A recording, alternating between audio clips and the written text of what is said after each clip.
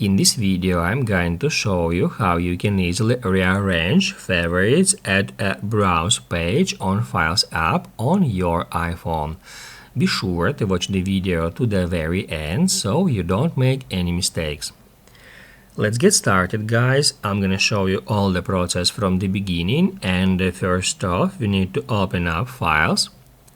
If some another folder is open, then just tap right here several times until you open up Browse page, and that's where we can easily find our favorites shortcuts.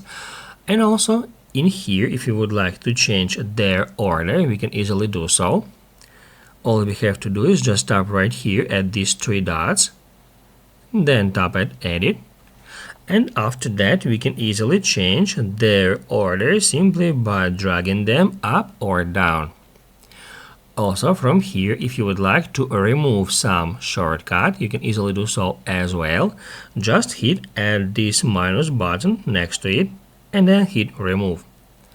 To apply the changes, tap at done. If this video was helpful for you, don't forget to hit the like button.